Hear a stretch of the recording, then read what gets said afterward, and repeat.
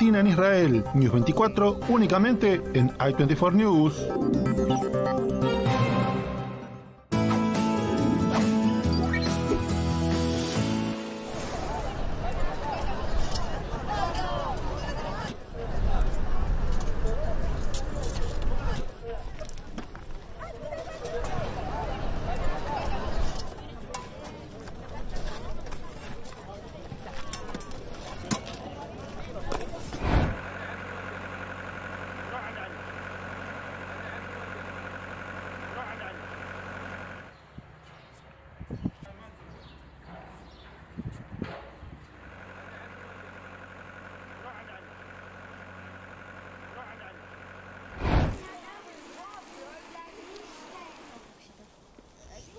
Ой, осторожно. У него мало таких бородавочек, у него как-то побольше на спине.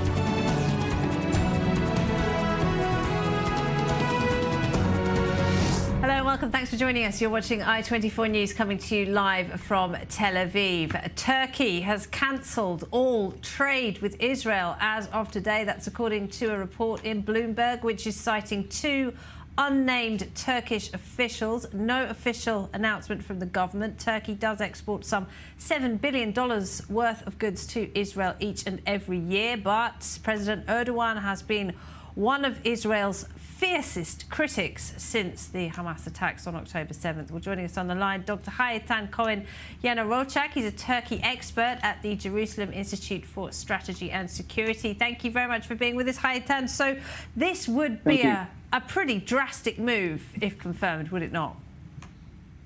Indeed. Approximately 3 weeks ago, we all witnessed that they took the first step.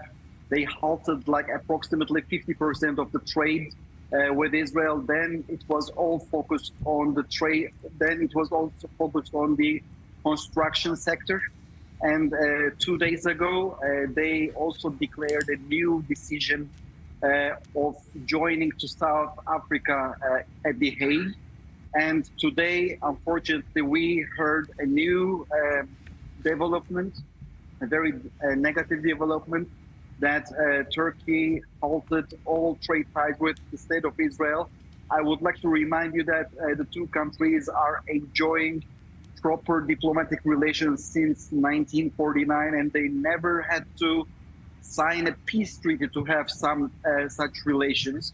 So this is an unprecedented deterioration in the relations, and this is unfortunately very unfortunate, especially for the Jewish community in Turkey. Well, Hayetan, talk us through the nature of trade between Turkey and Israel, because it is pretty significant, as you say. But which economy is likely to suffer more from this move? If we're going to look at the balance between imports and exports, it's an own goal for Turkey because they profited more from this trade balance, especially the Turkish agriculture sector, steel sector, cement sector. They would be devastated, I assume, right? And today we are seeing that also other products such as textiles, such as cleaning materials and agricultural goods, they will also suffer from this drastic decision. We cannot explain this on the basis of rationality. This is not a rational decision. At the end, the Turkish side will lose more than Israel. For Israel, this is a very strategic, this decision has strategic ramifications. We have to replace Turkey with another provider, and this will eventually will push a further rapprochement between Cyprus, Greece, and Israel. This is inevitable. Dr. Hayetan Yanarocak, thank you very much indeed. Well, let me introduce to you my studio guest this hour. With me in the studio, Yaakov Lapin is a military and strategic analyst at the Miriam Institute, the Jewish News Syndicate and the Alma Center. Good to see you, Yaakov. Thank you for being with us. Yaki Dayan is the former Israeli consul in Los Angeles. Welcome to you as well. And Yaki, we were just talking about this before we went on air. You've met President Erdogan, and for you, this is personal. This comes Absolutely. from the heart. I had the dubious pleasure of meeting Erdogan 4 times. I'm telling you, I mean, this guy hates Israel. It comes from the heart. He's really an Islamist. He is a believer in that. He is an executor in that. It's not by coincidence that the first Marmara came from Turkey. Marmara was the flotilla that tried to break the siege on Gaza. Exactly. He's really a huge supporter of the Hamas. Not the Palestinians, but rather the Hamas. So it was coming. I mean, we had to see it coming. And I wouldn't be surprised if he will host, if he's the next host of the Hamas leadership when they are exiled from Doha, from Qatar. This is the level of hate that Erdogan and the empathy that he gives to the Hamas. So the military ties were cut a while ago, and now the entire export, Israel imports 5% of goods from Turkey of its entire import, and this is a strategic blow. It will have an impact on the prices, but we will have to find an alternative, a quick alternative to that. Yaakov Lapin, I mean, Turkey is a big and important country. It is a NATO member state. It obviously has close ties with the United States, albeit sometimes strained. Has this been another miscalculation on Israel's part? It didn't see this coming? I don't think so. I don't think anything Israel could have done would change this decision, because, as Yaki says, it comes from Erdogan's Islamist ideology. He's a neo-Ottoman Islamist in the purest sense of the word. And he has pretended to draw closer to Israel when he felt that the circumstances called for it. But at the end of the day, during every crisis, every war, every escalation with the Gaza Strip, he unleashed anti-Semitic, violently anti-Israel statements. He backed that up with action in terms of cutting ties. This was a predictable cutting economic ties, I should say. This was a predictable move, in my opinion. I remember, by the way... sorry to interrupt you, let me just bring in, we've got a reaction already from the foreign minister here, Israel Katz. He's accused Erdogan of breaking agreements by blocking ports for Israeli imports and exports. He says this is how a dictator behaves. I remember in 2007 when the Turkish ambassador was here in Israel, in Jerusalem, and I went to a conference as a young journalist covering this conference, and he was saying Israel shouldn't worry when Erdogan, he was re-elected during that year in 2007, everything is going to remain the same. And even then, there were obvious storm clouds on the horizon. Then we had the Mavi Marmara incident, and it just continues to deteriorate and deteriorate, because at the end of the day, ideology is what's guiding Erdogan's decisions. And he has not relinquished his deep-seated ideological religious hostility to the state of Israel. One more point that should be added, Laura, with your permission, is that next week he is coming to Washington. He's going to Washington on May 9th. He is supposed to meet President Biden. On his large list of requests from Washington is the planes, the F-16 that he wants, and I wonder what what kind of leverage President Biden is going to use against Erdogan for his decision. Right, the Biden administration, of course, focused on getting Saudi Arabia to normalize ties with Israel. Might not have seen this coming from Turkey, but also just I wanted to point out a glimmer of hope, perhaps.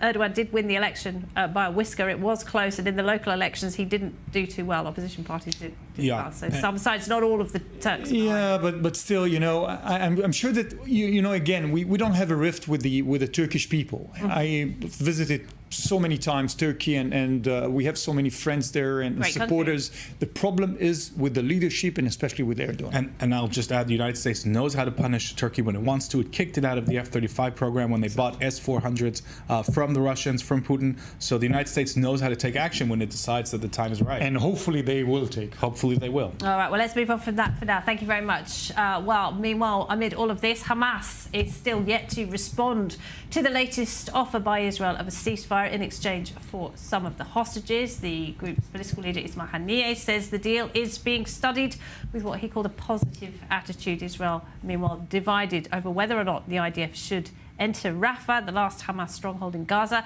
Our Nasri Nassar has the latest. If it's Rafah or the hostages, we choose life. That's the message on a sign displayed by families of Israeli hostages held by Hamas since October 7, as they stepped up their pressure to reach a deal with protests in Tel Aviv and Jerusalem. In Tel Aviv, protesters blocked the main highway during morning rush hour, chanting slogans calling for an immediate deal to end the bloodshed and bring upon the release of all hostages. I'm against the entrance to Rafah. We need to stop the war. We need to bring back the hostages home. Enough. It's 7 months already.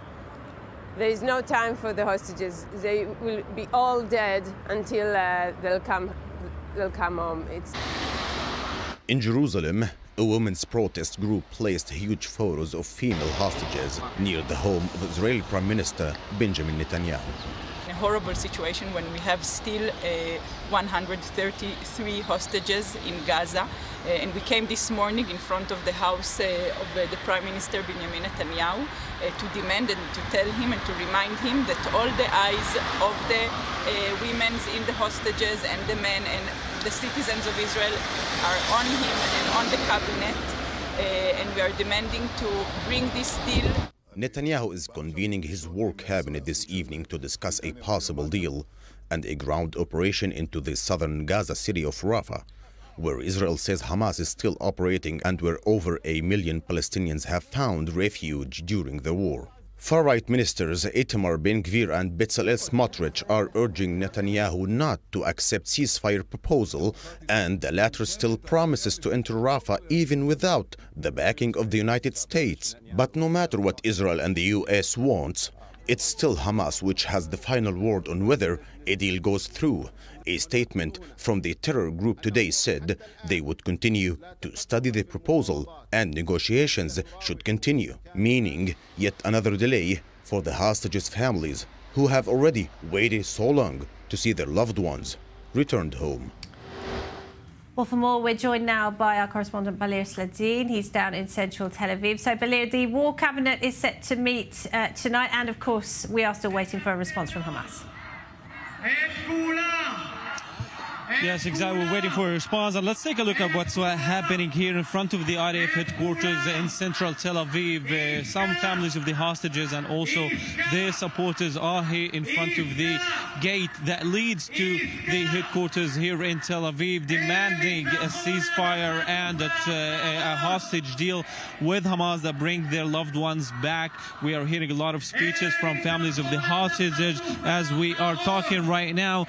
They are of course, demanding that the cabinet takes in consideration the fact that their loved ones are still in Gaza for more than 200 days, and that's why they should decide to take this hostage deal with Hamas. Of course, from what we understand, the proposal is already accepted by Israel, the latest proposal that is 3 phases, and Hamas is still looking into this proposal. The Hamas official site a couple of minutes ago said that Ismail Haniyeh, when he talked to the intelligence chief of Egypt, Abbas Kamel, he told him that Hamas is looking into this proposal in a positive way. Now, we've heard that from Hamas also months ago when they said that they are looking into a proposal positively and they are responding positively to the proposal. But then, after all, we realized that Hamas didn't actually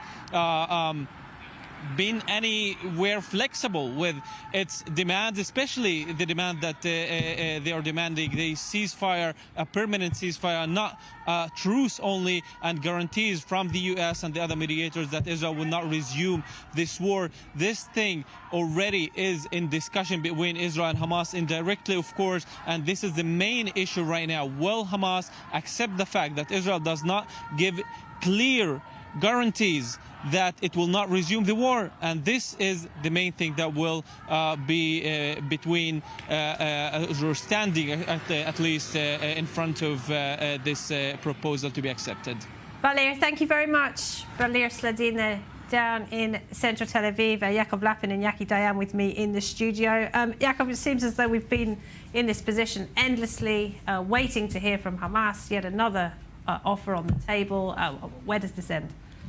This ends when either Hamas actually breaks its pattern of playing for time, endlessly playing for time, and gives a clear answer in the affirmative to an offer, or when Israel says enough is enough, we're moving into Rafah and we're going to set a deadline and act on that deadline. And by the way, even that may not necessarily be the final word, because after the tanks and the infantry start rolling towards Rafah's direction, Sinwar could suddenly say, wait a second, I accept your offer. We have to take that scenario into consideration as well. He could also threaten the hostages, which is a terrible scenario, and we have to take that into consideration. So I think we're entering into a very, very tricky and complex period of time. Sinwar's main goal is to play for time, to delay until he can secure what he wants, which is an end to the war, for him to survive this war, and for Hamas to begin retaking the Gaza Strip. That is his goal, and the hostages are there, as far as he's concerned, to promote that goal. And as long as he feels that a deal will not promote that goal, he will continue to play for time, stall, and enjoy these divisions that he's seeing here in Israel. Yaki Dayan, is it a binary choice at this point, either the hostages or an operation in Rafah? Listen, we have to resume our leverages, and currently, when you look at the leverages put on the Hamas, you have none. I mean, we tripled the humanitarian aid, no military operations now in Gaza. You have to resume leverages on the Hamas, because Yahya Sinwar, as Yaakov mentioned correctly, he's playing for time. He doesn't have any incentive to move. So you have to create some kind of pressure, and pressure comes with a military leverage. It can come in other ways as well, creating some kind of an alternative to the Hamas in the northern part of Gaza, in which Israel took complete control. It can come as a leverage when the Americans will pressure much more the Qataris, and they can pressure much more the Qataris. And it can come as a leverage if Blinken would stop saying no more Rafah, and by that saying that there is some kind of a rift between Israel and the American administration, and canceling the main leverage that we have. I think those are points that have to be worked. I hope that during the Blinken visit, those points have been worked out, and there is a clear deadline to these negotiations, because if not, Yahya Sinwar will continue to play for time. And of course, Rafah is important because it is right on the border with Egypt. Egypt, which is hosting those ceasefire hostage release talks, says it is hopeful of a deal. But we've had more reports today about how an Egyptian travel firm is charging Palestinians hefty sums to get out of Gaza. It's called Hala. It's reportedly charging adults some $10,000 to get out, children as much as $2,500. The news site Middle East Eye reporting today that that company is run by a tycoon with close ties to Egypt's president, Abdel Fattah al-Sisi, and that the company is making some $2 million a day. Egypt has firmly warned Israel against an operation in Rafah. To talk more about that, we're joined by Dr. Nasir Al-Amari, a writer and a political commentator. Thank you very much for being with us, Nasir. Good to see you as always. So, according to these reports then, Egypt's opposition to an IDF operation in Rafah might be a little bit more than just humanitarian concerns. Is that right? Well, it's much more than that. The Egyptian government denies any profiteering from the plight of the Gazans. If you believe that, I have a bridge to sell you. Make no mistake about it. They are profiteering. They are benefiting from the suffering of the Palestinians. And what used to be a company facilitating Gaza's passage to Egypt is now a full-fledged smuggling operation. And it seems the son of the president himself is involved. And, we usually talk about Israel and what Israel is doing. We underestimate what the regimes surrounding Israel are doing to their own people and to the Palestinians. And the U.S. continues to rely on these allies, for its strategy. Obviously, these regimes are contributing to the suffering and profiteering from the suffering of the Palestinians, both in Gaza and elsewhere. Yet they swear that it's Israel that is, killing and destroying the Palestinians. Well, Israel says it will be very difficult for it to defeat Hamas if these tunnels remain open. Hamas can rearm, Hamas can come and go. Does this mean that Cairo will never completely close these tunnels with Rafah? Well, it seems they are benefiting from it, and reading about this operation run by this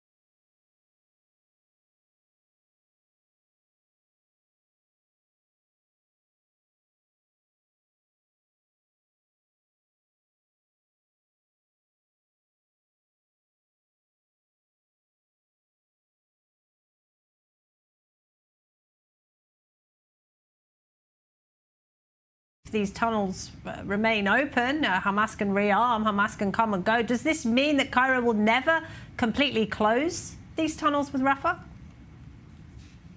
Well, it seems they are benefiting from it, and reading about this operation run by this and they are contributing to these Palestinians who might have a legitimate way to go to Egypt, are now being taken advantage of. So it seems we have to follow the money, and there is a lot of money to be made, and it seems the Egyptian government is involved in this. And this tells us that these Arab regimes are running their respective countries. Right. With money, you can leave, can become a refugee in Egypt or somewhere else. So again, we are dealing with regimes who tell their people something. They say we are against, Gazans crossing to Egypt. On the other hand, it's $2 million. That means you have a few hundred people leaving Gaza every day if they have the right amount of money. This really goes to show you how dysfunctional the Middle East is, and how dysfunctional these countries that are American allies in making things more difficult for the Palestinians and their own people. Dr. Nasir El-Amari, thank you very much. Thank you. And a reminder, of course, 133 hostages are still being held in Gaza. Every day, new stories are emerging about experiences there. He said he would marry her and keep her captive in Gaza forever. 18-year-old Noga Weiss is the latest former hostage to speak out about the horrors she endured after being kidnapped by terrorists on October 7th. More in this report. This is the first time they're ready to share what the Weiss family went through on that terrible morning of October 7th. Some 40 to 50 terrorists were standing in a circle, all with Kalashnikovs aimed at me. My hands were handcuffed behind my back. And you were alone? Alone, and I saw next to me the bodies of people I knew from the kibbutz. And after a few minutes, they put me in a car. They drove through the fence to Gaza. Lots, thousands of small children passing by, clapping their hands and telling them good job, and putting their hands through broken windows to pull my hair or hit me. What did you think of at that moment? Nothing. I didn't understand why they were delaying shooting me. Noga was taken to one of the houses of Hamas terrorists, where they tried to interrogate her about her family. Later in the day, she was transferred to another house, where she found Moran Stella Yanai, who was kidnapped from the party in Reim. And they were kept together in a small room. And every few days, they were moved to another house. The second night, I slept facing a window. I woke up because there was a bomb strike, and the building next to us fell, so the window shattered on me. So just a while ago, I took out a glass shard from my body that I had all this time. And when they moved you from house to house, how were you transferred? At night with a hijab, Hamasniks held our hands so that people thought we were married, so that there was nothing suspicious. 2 weeks later, they moved to a new home. That day, there was something different in the behavior of the captors. They brought us food and brought more food than usual, and it was strange. And suddenly, a woman dressed up in Arab clothes entered in the evening. It took me a few seconds, and I looked at her and realized that it was my mom. It took us a while to recognize each other, because I didn't think she was alive, and she didn't think I was alive. So it wasn't like a situation we even imagined. It was crazy, because I thought I was left alone. Suddenly she's alive, and I'm not alone. Very soon, the joy and relief that both were alive were replaced by fear. The main captor in the house told them that he didn't bring Shiri from the house where she was kept alone for no reason. One of the Hamasniks said that he loved me, that he wanted to marry me, and that he brought my mother to me so that she would approve of us getting married. He said he was the one who insisted that they unite us so that she would give him the approval. He actually brought a ring and said to me, "Everyone will be released. Everyone will return home and you will stay in Gaza because you will marry me and have my children." Then he asked her, "Do you allow me to do that?" How did you react? I tried to fake laughter so that we wouldn't get shot in the head. He brought a ring on the 14th day. I stayed with him until the 50th day, and he kept repeating, "Everyone will be released. Everyone will return home, and you won't, because you will stay here to live with me and raise my children." After 50 days in hell, Shiri's and Noga's names appeared on the list. Noga Weiss ve'ima Shiri Weiss.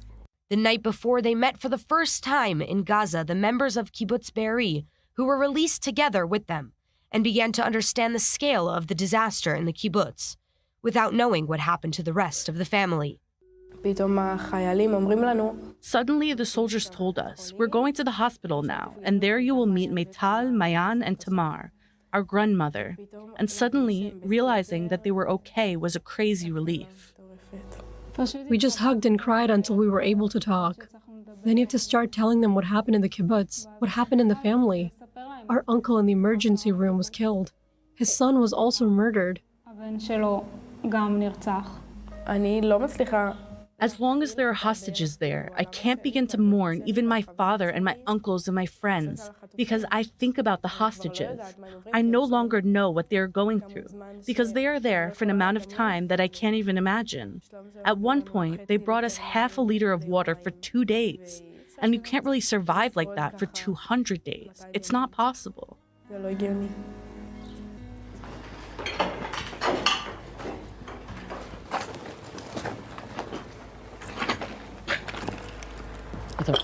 Are you thinking of moving back to Be'eri? Yes. Probably not. Yes, and probably not. Why is that? I don't know. On one hand, it's my home. It's like the place where I should feel the safest. And on the other hand, I don't know if it's possible. Don't you feel anger towards the army? There is anger, but mostly distrust. Trust needs to be restored. Yes, also we need to somehow return to routine, to a normal life. It happened. It can't be changed. So let's end it as best as possible by bringing back all the hostages and then mourning everyone we love who is no longer with us. Time for a break. Stay tuned.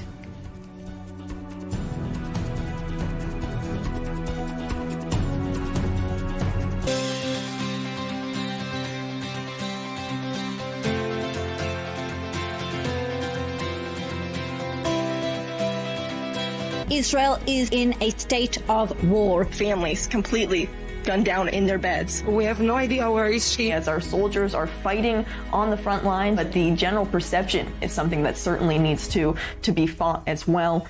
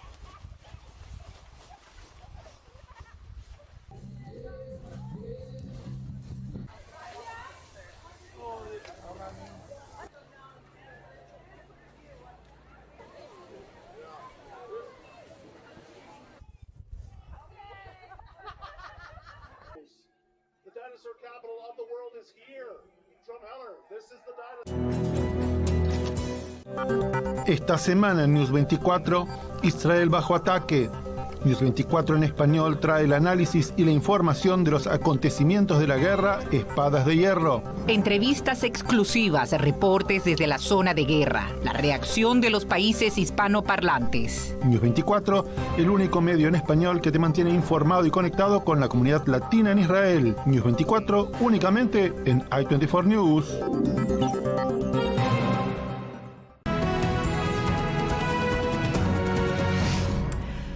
Welcome back. Israel is preparing an offensive against the Iranian-backed terrorist organisation Hezbollah as it continues to attack northern Israel from across the border in Lebanon. The IDF Chief of Staff, Lieutenant General Herzi Halevi, visited the troops in the north of Israel today. Meanwhile, the EU Commission President, Ursula von der Leyen, has been in Beirut, where she pledged €1 billion in aid to Lebanon over the next 3 years. While there, she met with Lebanon's caretaker Prime Minister. Let's take a listen to the two of them now.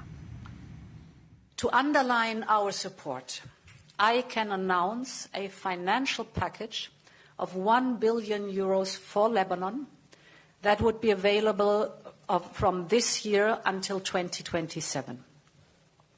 Today, we discussed how we can strengthen our political and economic relations and support the security and stability of Lebanon.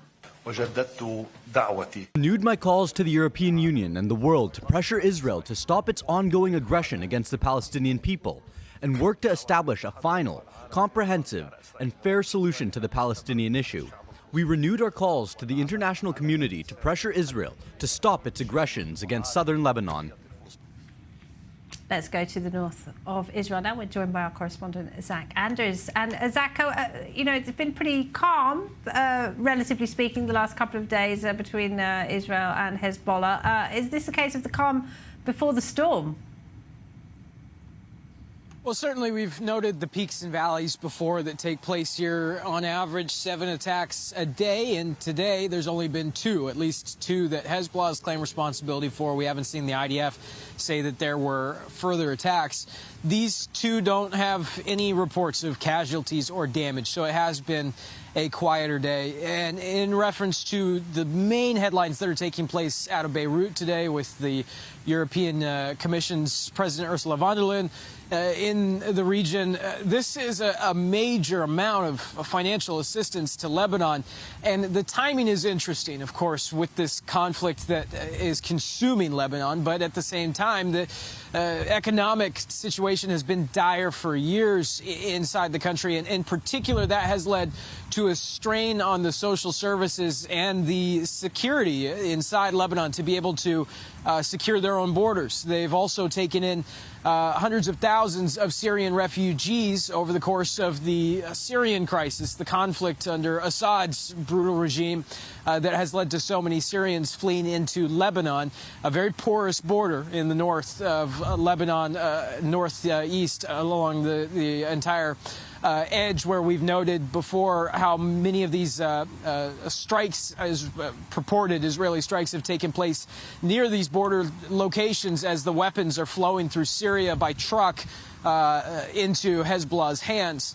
This amount of money doesn't specifically outline or address any specific concerns regarding Hezbollah. However, it does allocate a serious chunk of change for the Lebanese armed forces and references the border situation. The EU saying that this money is supposed to go towards some of those efforts. It also allocates money to fishermen and attempting to prevent them with financial incentives from using their boats to smuggle presumably people. And what's one of the more remarkable things about this meeting, I believe it's the first time since this conflict began that Ursula von der Leyen has visited Beirut and met with the Prime Minister, the caretaking PM Bakati, to see them both address Lebanon's concerns now, especially when the refugee crisis that has been hitting Europe for years, this financial, really just devoting any resources to this crisis has been long overdue by many different accounts. And to see this take place today in the middle of this Hezbollah conflict is somewhat remarkable. Zach, thank you very much. Zach Andrus there in the north of Israel. With me in the studio this hour, Yaakov Lapin from the Miriam Institute, the Jewish News Syndicate and the Alma Center, and Yaki Dayan, the former Israeli consul in Los Angeles. Thank you for staying with us, both of you. Yaakov, so what about this big EU aid package? This comes a few days after the French foreign minister proposed, boosting the Lebanese army and getting them to patrol the border, somehow take on Hezbollah. I mean, what do you make of the European strategy? I think it's pretty desperate. It's part of the Western attempt to make believe that Lebanon is actually a country that has an army and a government that make their own decisions. The unfortunate and tragic reality for the people of Lebanon and also for the people of northern Israel is that Hezbollah controls Lebanon. Hezbollah has taken over Lebanon. It is the force monopoly agent on behalf of Iran. It's the forward Iranian base, and it's actually also created an entire shadow state in southern Lebanon. It's also infiltrated the Lebanese army, where more than 50% of the officers and soldiers are now Shiites, many of them with affiliations to Hezbollah. Where this money will go, God knows. It is an extremely corrupt country. So I understand that the West wants to continue to believe that this is what's going to help. But unfortunately, so long as Iran and Hezbollah continue to monopolize this country, nothing is going to change. I completely agree with Yaakov, and I would add to that any diplomatic solution that is going to be achieved right now is a very short-term solution. I mean, any long-term would require to defeat Hezbollah, no doubt. And the promise of the Israeli government and leadership is to return the Israeli refugees by September 1st, the beginning of the school year. And I would say that if we don't see some kind of a war in the horizon, and we don't see some kind of a military solution in the horizon, so what is needed now is to set some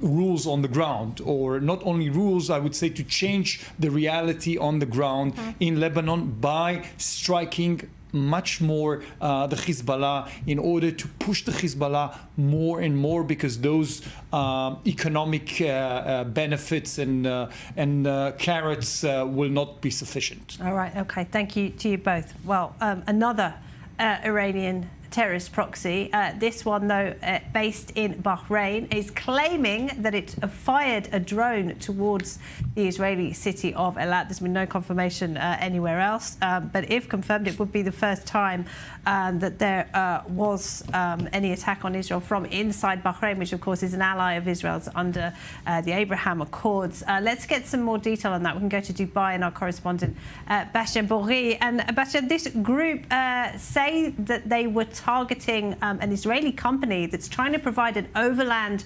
alternative to the commerce that has come under attack from Yemen's Houthis.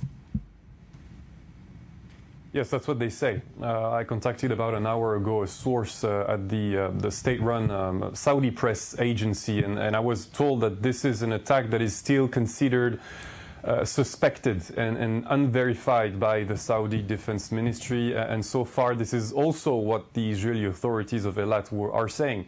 I mean, if this drone had really took off from Bahrain towards Israel, it would have spent several hours in the Saudi sky. So it would be surprising if the Saudi anti-aircraft defense did not notice it. So this is a developing story. No reaction from Bahrain either. I don't have much more information to give you other than there is indeed a chance that this Al-Ashtar brigade has not launched an attack and is trying to blackmail the Bahraini authorities. What we know for sure is that this Al-Ashtar brigade is a Bahraini Shia militant group that has reportedly planned terrorist attacks against the government of Bahrain in the past, with Iran's assistance, and also that the US has designated them a terrorist entity. All right, and of course Bahrain is an ally of Israel's, as is the UAE, where you are, and the Israeli opposition leader Yair Lapid has been in Abu Dhabi this week. What has been discussed? Well, as you know, the Emiratis are very interested in the reconstruction of the Gaza Strip, and not only economically, but also politically, since they want to place Mohammed Dahlan in a position of responsibility there. Dahlan fled Gaza and the Palestinian Authority more than 10 years ago, and since then he's been acting as political advisor to the Emirati president for the Near East region, and he's probably the only credible Palestinian candidate who accepts that the potential Palestinian state be demilitarized. Although he has very bad relations with Mahmoud Abbas, because Abbas drove him out in the first place, Dahlan's huge network is so large that he is a real key to Abu Dhabi, and this plan would satisfy many of the players in this conflict, including Yair Lapid, who came to talk strategy about that. So it would satisfy many of the players, except, of course, Hamas and Qatar. And of course, Bastien, the UAE is in mourning today following the death of Sheikh Tahnoun bin Mohammed. Can you tell us a little about his legacy? Well, Sheikh Tahnoun was, let's say, one of the most famous and closest advisor to the UAE founder, Sheikh Zayed.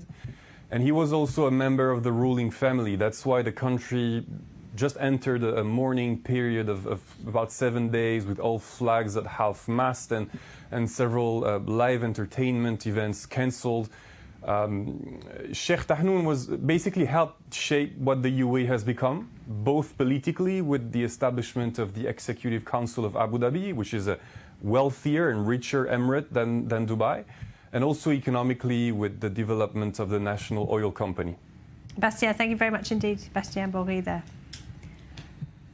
So we began this programme talking about the strain on relations between Turkey and Israel, but as we see, relations with the UAE still pretty cordial, and the UAE is pushing its candidate to take over in Gaza. What are your thoughts on that? And that is one of the major achievements, I think, that we have in the region. The Abraham Accords that sustained, although the war in Gaza happened, and CENTCOM, the movement of Israel from EUCOM to CENTCOM. We saw that this military composition worked extremely well against the Iranians, so that unbelievably is a major achievement. It is a very strong axis, and we sincerely hope that it will be expanded with the entry of the Saudis. Well, quite, and that's what Antony Blinken was in the region for, partly over the last few days. Where do you see the potential for a deal with Riyadh at this stage? I think, first of all, we have to look at the interests here. The interests of the Gulf moderate states have not changed at all. They want to have ties with Israel. They are very concerned by Iran, by its regional ambitions, by its proxies, by its nuclear program, all the same things that greatly concern Israeli decision makers. And so the common glue here of repelling the Iranian jihadists, as well as the Muslim Brotherhood, which Hamas represents, is something that I think keeps this alliance together. And Saudi Arabia is a part of this, whether they sign their name officially or not. They are part of this structure. Because there are reports about they're looking at a possible plan B where they get some things that they want from the United States and they don't have to normalize ties with Israel because it's just too sensitive right now. Right. I mean, they, are walking down a very fine balancing rope where they safeguard their legitimacy, the Saudi government, and they have to worry about domestic public opinion. But they are, I think, very much interested in at least preserving the level of ties that they have with Israel under the table, under the radar.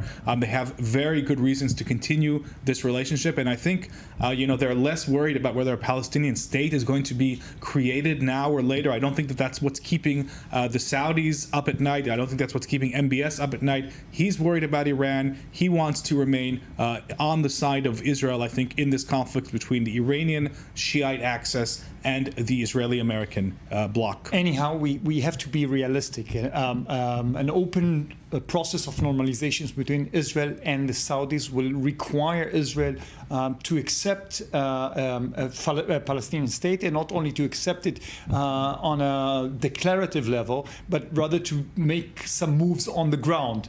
And that's if there is a consensus in Israel after October 7th, is regarding a terror state next to Israel, some kind of a Palestinian state. So I wouldn't raise my expectations now to see a whole open process of normalizations between Israel and Saudi Arabia. Okay, thank you. All right, a UAE-backed militia in Yemen, meanwhile, has reportedly abandoned its separatist ambitions and will join forces with the anti-Houthi Saudi-led coalition. The Southern Transitional Council is one of the various non-state actors which controls territory in Yemen. The Sunni faction had sought an independent state in the south of Yemen. It appears to have put that aside. Emily Milliken is the Senior Vice President and Lead Analyst at Ascari Associates, LLC, and is with us now. Thank you very much for being with us, Emily. First of all, just how powerful is the STC and what are the implications of this move to align with the Saudi-led coalition in Yemen? The STC is a very powerful force in Yemen, and it has really been responsible for much of the gains made by anti-Houthi forces in recent years. When it comes to this new alliance, I did speak with a senior STC official earlier today. They denied these reports. It is important to note that the STC, including its president, Adirus al-Zubaydi, are part of the internationally recognized government in Yemen already, alongside Saudi-aligned elements that they've worked with for years to combat the Houthis. So just because the organization is willing to work with Saudi-backed elements that don't support their goal of establishing an independent southern Yemen, it doesn't necessarily mean that the STC has or ever will give up on this goal. And the STC was founded in 2017 for the express purpose of restoring an independent southern Yemen, which they had up until 1990. And so without this goal, we wouldn't really see the STC anymore. And the STC came under attack itself, didn't it, this week, reportedly by Al-Qaeda. Just explain to us, what does this tell us about the various power struggles in Yemen? Yeah, so this alleged Al-Qaeda in the Arabian Peninsula, or AQAP attack, killed 6 STC members in the southern Abyan province. So, you know, at the same time that we have this fight between the Houthi forces and the Yemeni government and STC, we also have a lot of fighting between the STC and AQAP. And so AQAP was once one of the strongest al-Qaeda affiliates, and the group has been relatively dormant in recent years due to financial issues, internal divisions, ongoing counterterrorism operations. The attack underscores the group is trying to resurge under its new leader, Saad al-Awlaki, who replaced the former leader earlier this year. He has really good relations with a lot of these powerful Yemeni tribes, especially in the group's stronghold. And so we might be seeing a resurgence of this group this year. And what does all of this mean in terms of fighting the main player in Yemen at the moment, the Houthis, who have caused, of course, chaos in the region? Yeah, so the STC obviously has been fighting with both the Houthis and AQAP for years. But at the same time, a resurgence of AQAP attacks would require additional forces and resources to combat the group, which could distract the STC, which is arguably stronger than some of the Saudi-backed elements, from combating the Houthis. And at the same time, we're seeing the Houthis taking advantage of international attention on the Israel-Gaza war and their maritime attacks to amass forces and materials ahead of what could be a renewed offensive inside Yemen that aims to take territory. So they're in a better negotiating position in future negotiations with Saudi Arabia and the Yemeni government. And Emily, why were Saudi Arabia and the UAE on different sides in Yemen in the first place? And did that in some way contribute to the ease with which the Houthis managed to take over such large swathes of territory? So the Saudi Arabia and the United Arab Emirates have never truly been on opposite sides of the war in Yemen, and the UAE has been a member of the Saudi-led coalition since they intervened in 2015 when the Houthis took control of Sana'a. But there have been some disagreements and clashes between, factions backed by the UAE and Saudi, but they've always been nominal allies because they're focused on fighting the Houthis. So because of this, it really would have never led to, the Houthis gaining as much power as they did. Instead, you should really think of them as in competition with each other, and they've chosen to back different militias and politicians in the hopes of asserting their own objectives in Yemen today and in a post-war context. Frenemies, as it were. Emily. Yes. Thank you very much indeed. Emily Milliken there. Thank you. The president of Iraqi Kurdistan is set to delay the region's long overdue parliamentary elections. A vote was supposed to take place on June 10th, but disputes between the two main parties have pushed the date back. The last parliamentary election there was in 2018. Entifad Kambar is the president and founder of the Kurdish Protection Action Committee and the former spokesman for the Deputy Prime Minister of Iraq. Good to see you, Entifad. Thank you very much for joining us. So have the elections been delayed, and if so, why?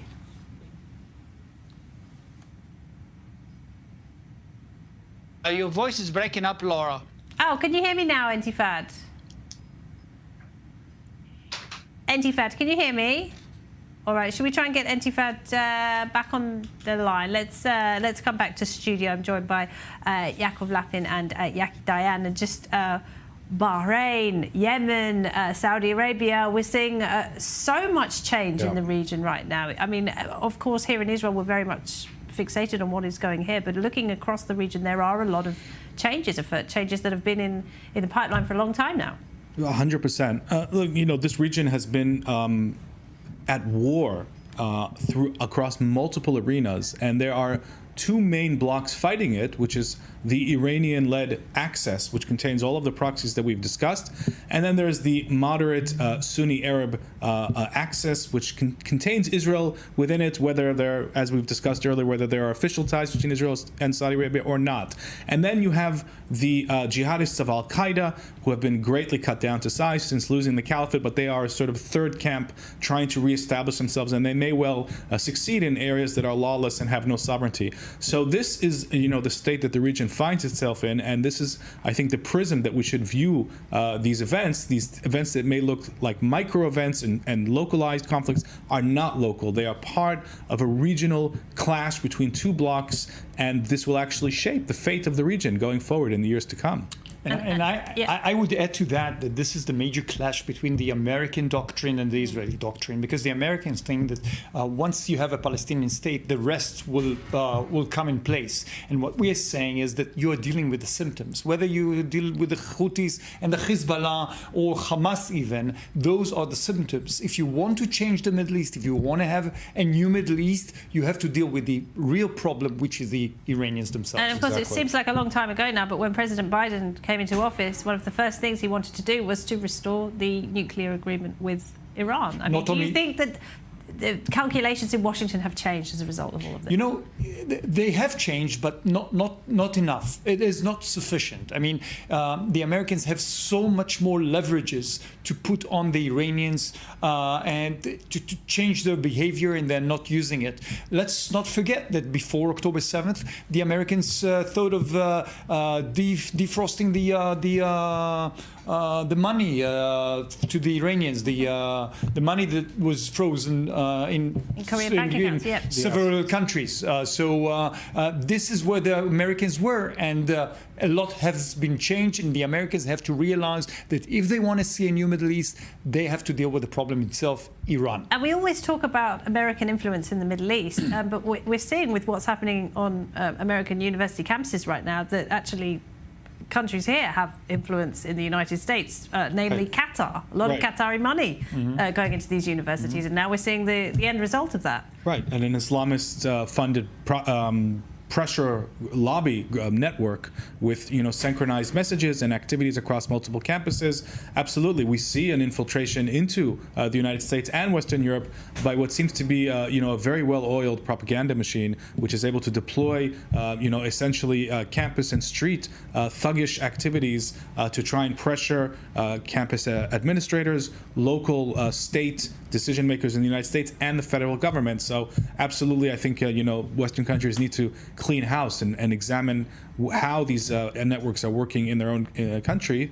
And it's also worth mentioning in our region, you know, this is something that we forget, but the United States kind of forced the Saudis to end their war against the Houthis and threatened the Saudis with an arms embargo if they didn't stop. And here we have the United States fighting the Houthis now, and the Saudis not joining them, saying, you know, we don't really know how far you're going to go, so we're going to sit this one out. Yeah, and Yaakov, I mean, you should add to that the social network TikTok. 100%. I mean, this is the Chinese algorithm that is really changing minds and hearts in everywhere around the world. And the Americans decided to fight the TikTok, and Israel has to do that as well. Yaki Dayan, Yaakov Lapid, thank you very much indeed to you for both. having us. Let's go back to Entifad Kambar, who is with us now. Entifad, I'm so sorry about that. So tell us, have the elections been delayed in Iraqi Kurdistan, and if so, why? Well, I tell you one thing. It's the Kurdish Democratic Party received a ruling by the unconstitutional federal court to exempt or stop minorities from participating in this election in the Kurdistan parliament, which was legislated by Kurdistan region law since 1992. And the Kurdistan Democratic Party rightly is saying we're not going to participate in the elections until you accept all these minorities, the Yazidis, the Christians, the Kakais, the Turkomans in these elections. And those minorities now are outraged, standing on press conferences against the Iraqi kangaroo federal court, which is basically doing this on behalf of Iran and trying to demolish and destroy democracy in Erbil and Kurdistan. Well, quite, because Iraqi Kurdistan has been an autonomous functioning democracy for some time now. Is there a risk that this current political division, you know, that we see in all democracies, but might it strengthen the hand of not only Baghdad but also Iran? What's happening, Laura? Let's be honest. The government of Baghdad basically a satellite for Iranian IRGC now, and they're doing everything on behalf of the IRGC. They're bombing Israel from Iraq, they're bombing Jordan from Iraq, they're bombing Kurdistan from Iraq, and they're also using the weaponized federal court, which is totally unconstitutional, against the Kurds to stop payment of money, to demolish the democracy, to try to starve them and choke them. And that's what's happening. Unfortunately, the United States has not taken a strong stance against Baghdad. And we were very much outraged by inviting the Prime Minister of Iraq into the White House, while at the same time, simultaneously, while he was here, there were drones flown from Iraq against Israel, against other Arab countries. Entifad Kambar, thank you very much indeed, and apologies for the problems at the beginning there. Great to see you. And that brings us to the end of tonight's show. Many thanks for watching, and do stay with us on I24 News. Kalev Ben David is with you next. Good night.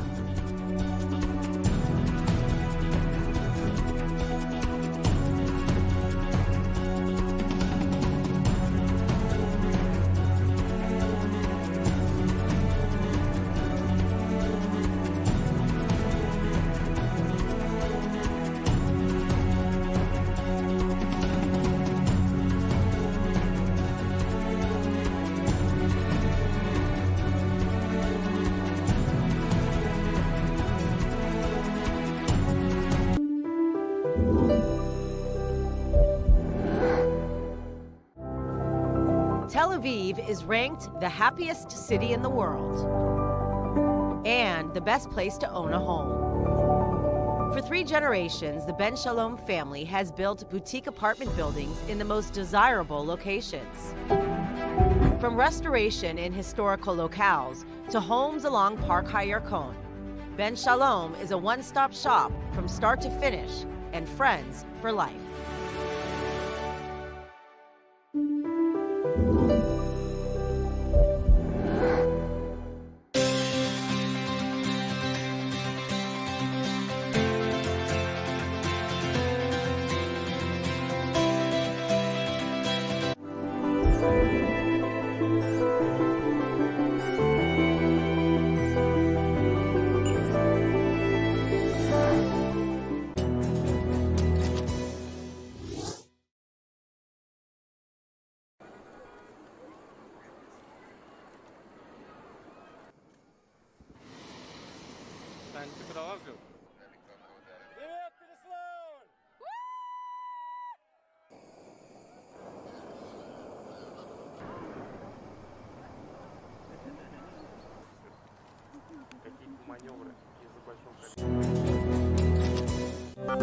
Esta semana en News 24, Israel bajo ataque.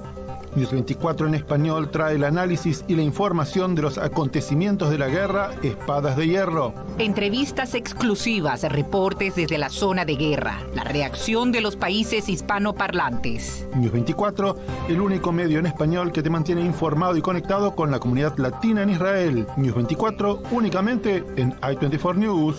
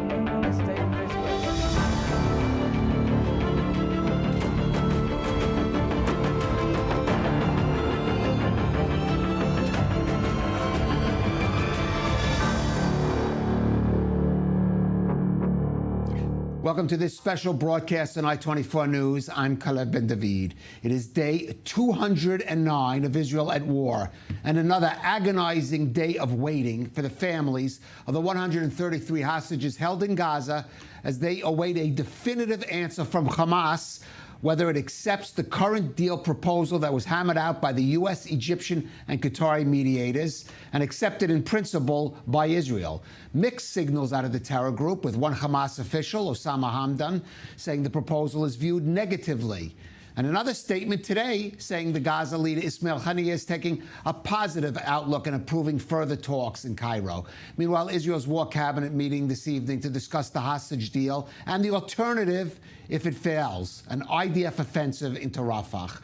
More on this report from Nasri Nasser. If it's Rafah or the hostages, we choose life.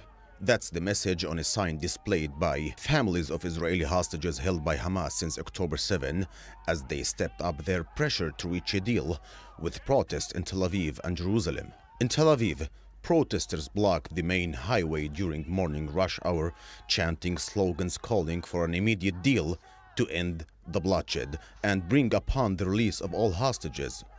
I'm against the entrance to Rafah. We need to stop the war. We need to bring back the hostages home. Enough. It's 7 months already. There is no time for the hostages. They will be all dead until they'll come home. In Jerusalem, a women's protest group placed huge photos of female hostages near the home of Israeli Prime Minister Benjamin Netanyahu. We are in a horrible situation when we have still 133 hostages in Gaza. And we came this morning in front of the house of the Prime Minister Benjamin Netanyahu to demand and to tell him and to remind him that all the eyes of the women in the hostages and the men and the citizens of Israel are on him and on the cabinet. And we are demanding to bring this deal. Netanyahu is convening his war cabinet this evening to discuss a possible deal and a ground operation into the southern Gaza city of Rafah, where Israel says Hamas is still operating and where over 1 million Palestinians have found refuge during the war. Far-right ministers Itamar Ben-Gvir and Bezalel Smotrich are urging Netanyahu not to accept ceasefire proposal, and the latter still promises to enter Rafah even without the backing of the United States. But no matter what Israel and the US wants, it's still Hamas which has the final word on whether a deal goes through. A statement from the terror group today said they would continue to study the proposal and negotiations should continue, meaning yet another delay for the hostages' families who have already waited so long to see their loved ones returned home.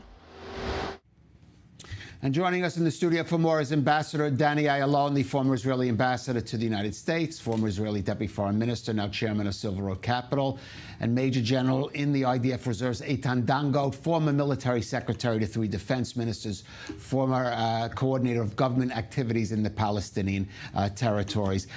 Danny, first of all, Hamas playing a familiar game, delay game, mixed signals, holding off. The question is, a tough decision to be made primarily by Prime Minister Benjamin Netanyahu and the war cabinet is how long to wait, and they're going to be pressured, we know, certainly by the U.S. to wait before deciding an order has to be given on Rafah. Yes, Kalev, and unfortunately the entire international community, and including the United States, have played into the hands of Sinwar. And, you know, it's a very tough game. Sinwar, which is the most cynical, vicious guy, understands only win or lose situations, and right now he seems to be winning. Israel is under pressure from the United States. Israel is under pressure from in the campuses, or what it seems to be a public opinion disaster.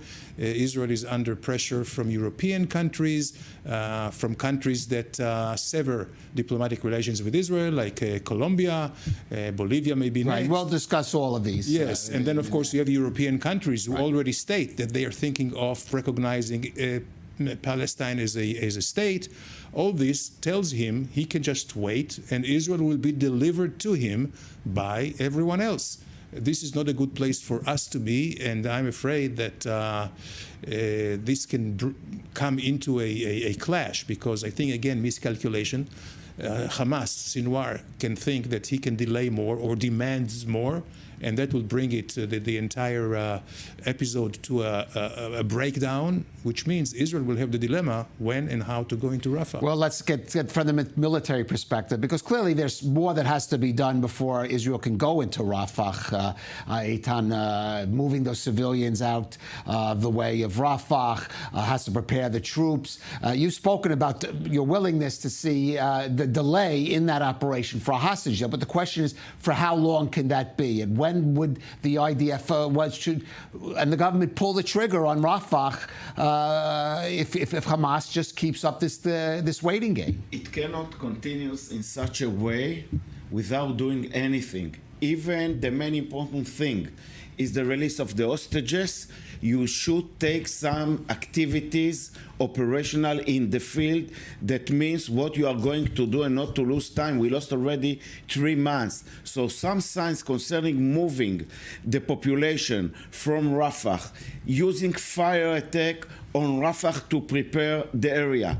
Secondly, you should also signal to Hamas about your activities. Without doing anything, it's like withdrawal from your achievements. in my opinion, the main important, I can call it strategic achievement now in Gaza is the north part of Gaza. It means the success of dividing Gaza between the north and to the central south area give Israel a very important opportunity for this kind of agreement. But and of course the delay about what has been to be the day after, that unfortunately the Prime Minister didn't choose anything, not even to put a military control by Israel or military authorities, not to say I'm preparing Hamas back, and not to bring the PA back there with some elements from the Arab countries. These kind of things bring you to stand, and standing is withdrawing. And with it, just to add to it, is what is your goal to the north, and what is your plan for the coming 5 years that will be very important to the future of Israel. And I mean to it because we have not to forget all the time. 3 weeks ago, the war between Israel and Iran straightly has begun officially. All right. I want to go now to Hostage Square and Balir Sladin, our correspondent there, and another difficult day. Balir, we're Wednesday night. We were just talking a couple of days ago that maybe we would have an answer already from Hamas. Clearly, that's not going to be the case. What's the mood over there where you are? Looks like things are maybe heating up a bit. Yes, it is heating, and let's take a quick look about what's happening here. They just finished blocking the road. They are blocking the road over and over again during the past 2 hours.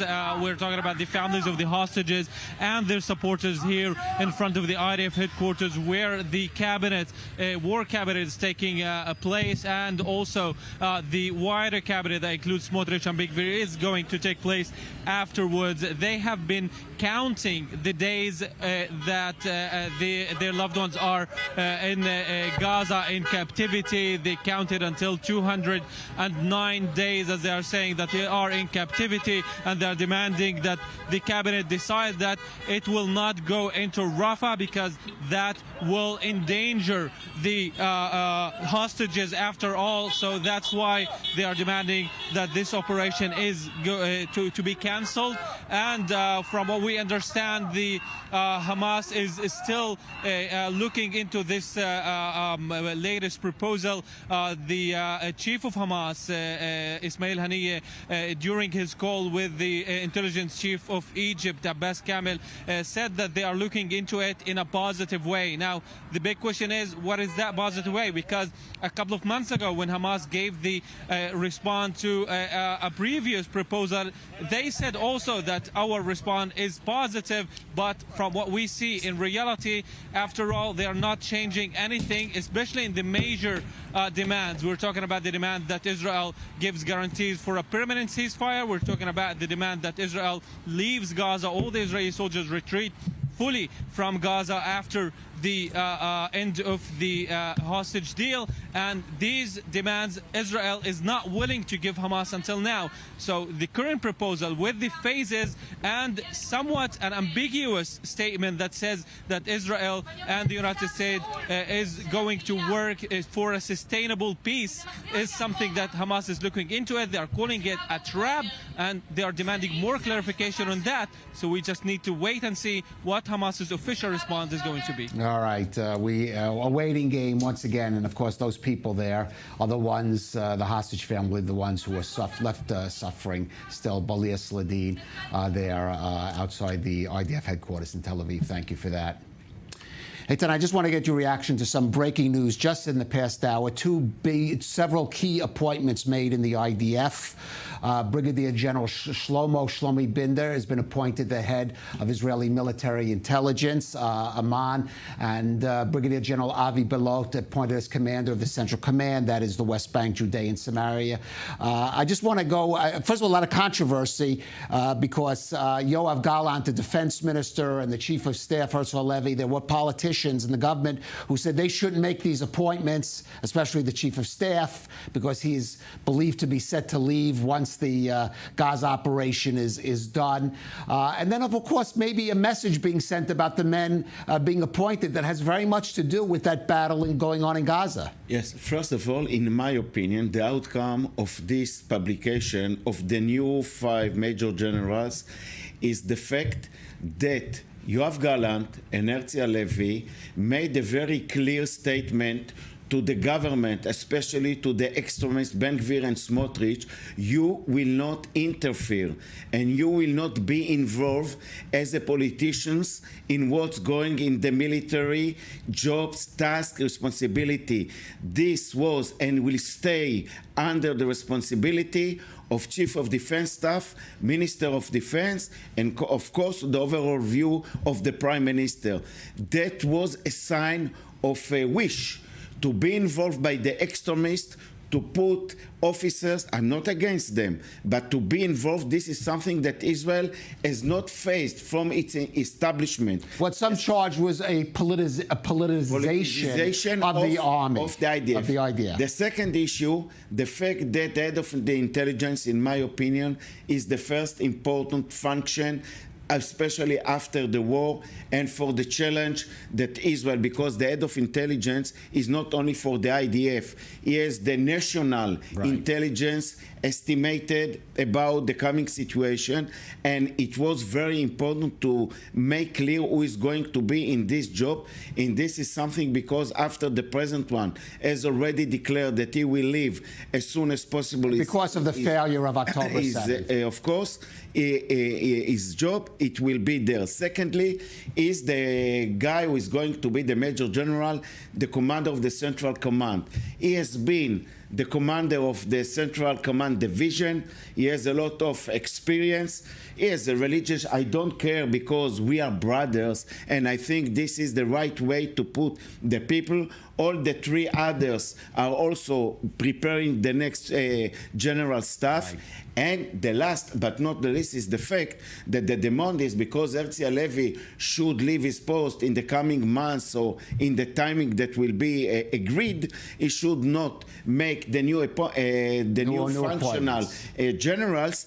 That is incorrect step. He has now the whole responsibility for what's going in the IDF. It's a black night, and I may say that I support it against those extremists who are trying to make a revolution inside the IDF under political kind of way of looking. All right, there'll be a lot of discussion about these appointments. But let's move on. As Israel's war cabinet is meeting this evening, as we said, it will be discussing both a hostage deal and the alternative, if that doesn't pan out, an IDF offensive into Rafah. Now, a big part of that operation, as we mentioned, will be relocating hundreds of thousands of Palestinians who have fled to southern Gaza in the past few months. The IDF is making arrangements to move them again to open areas of Gaza north of Rafah, but many will undoubtedly also try to flee south across the Sinai border into Egypt. Now, officially, Egypt says it will do everything it can to prevent that exodus, but the reality is that tens of thousands of Gazans have already crossed the border. Now the Palestinian Authority is trying to get those refugees residency permits that will enable them to enroll their children in schools or open businesses or bank accounts, travel, get health insurance in Egypt. Here's the Palestinian ambassador in Cairo and one of those Gazans now in Egypt. Numbers are increasing on a daily basis. Before the war on Gaza, we had several thousand people waiting to return to Gaza after completing their work. During the war on Gaza, also driven by humanitarian considerations and needs, as of March 31st, 2024, approximately 85,000 Palestinian citizens came to Egypt. In addition to counting in April, as we near the end of the month, the total number may be around 100,000 Palestinian citizens in Egypt.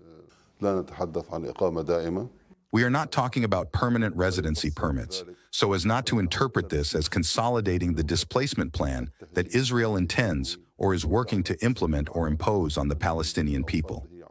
Here, we also thank Egypt and His Excellency President Abdel Fattah el-Sisi, who stood as an impenetrable barrier to the implementation of this Israeli plan to void the Gaza Strip of its historical owners and people.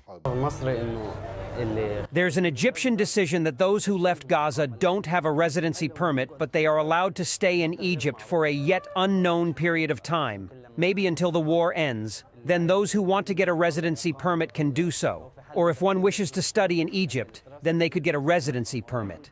But right now, there is no residency permit for me, because I haven't yet enrolled in a university in Egypt or anything to get a residency permit based on it. Danny, we talked about the importance of getting the Americans on board for an operation into Rafah, and maybe sometimes overlook another huge key player in that eventual operation, which is Egypt, which is, on one hand, does say publicly and has made statements about, for example, discouraging that operation, not allowing even a single Egyptian to cross the border. But the reality is quite different. They are preparing, but as we've seen for an exodus, there already is one. But how far can Israel go with or without Egyptian cooperation on Rafah? Well, I would say that objectively it can go without it. There could be some ramifications, there will be some maybe cooling of relations, although this is not the interest of any of these countries. By the way, Egypt will do its utmost politically to avoid any Israeli operation in Rafah. This is why we see this feverish action by the Egyptians to try to bring about a compromise or a deal with Hamas. We see how, by the way, how Qatar took a back seat here for different reasons.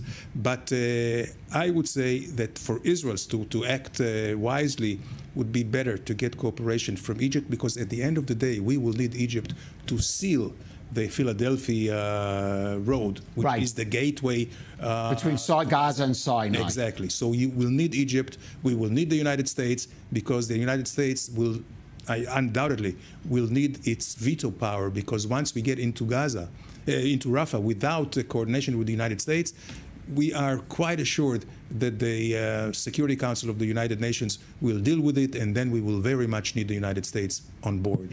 All right. We're going to turn now to northern Israel and the continuing cross-border crossfire there with Hezbollah.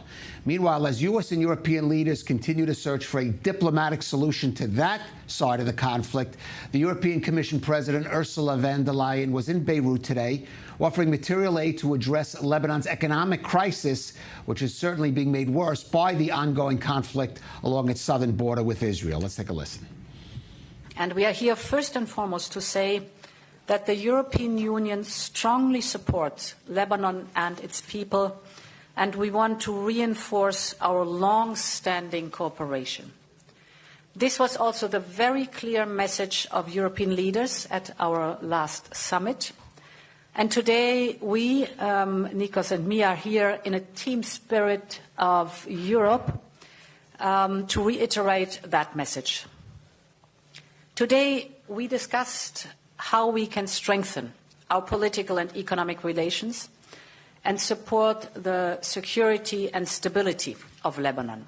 To underline our support, I can announce a financial package of €1 billion for Lebanon that would be available from this year until 2027.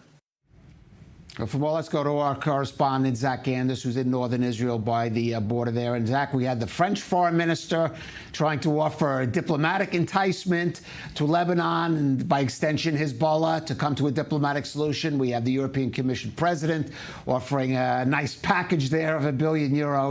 But Hezbollah is going to move on its own logic and continue, as it has done, as it continues to do today, in trying to provoke Israel. Yeah, and this aid package is similar to what the EU has offered Egypt, Mauritania in the past. It's an attempt, they say, to shore up their borders, their security forces, and alleviate the refugee crisis that's hitting Europe very hard over these last half a decade or so. What is remarkable is, of course, the timing. At this point in the conflict, I believe, as I was looking through my notes, this is the first time Ursula von der Leyen, the European Commission president, or the EU president, rather, has made a visit to Beirut. And the timing, obviously, in the middle of all this, you could imagine that afterwards the press conference had peppered with questions about Hezbollah, about the south. The EU providing some 200 million euros in this package directly to the LAF, the Lebanese Armed Forces. And you have to wonder what financial incentive, especially in an army that has demonstrated that it's racked with corruption. And at some points that early on in this war, we were covering that some of the LAF soldiers were even complaining that they weren't being paid at some points. So how does the LAF factor into all this? A bolster of 200 million euros, what can that possibly do, especially for that northeastern corner of their border, that the space they share with Syria? We've noted so many of these purported Israeli strikes have struck in positions very close to the Syrian border, where we know that these weapon shipments have been flowing through a very porous border by truck, by land crossings, and have made their way into Hezbollah's hands. So is this an attempt directly from the EU to aid in this process, to help try and stop some of these weapon shipments? Hard to say. It seems more likely, and the bulk of this package, I should say, about 700 million euros, is supposed to go directly to civil societal causes, aid, economic stimulus for drinking water and child care and things like that. So that's the majority of where this is going. But again, that's that sliver of 200 million euros in comparison to the billion euros that's being provided here directly to the LAF. What exactly is that going to do in the interim, in the short term, when obviously the most pressing, urgent need is to secure that border in the northeast along the eastern half with Syria? That's the big question. All right, Zach Anders there in northern Israel, where we always have to keep in mind the some 80,000 Israelis. We talked about the problems of Lebanon being resettled, the 80,000 Israelis who've had to been resettled.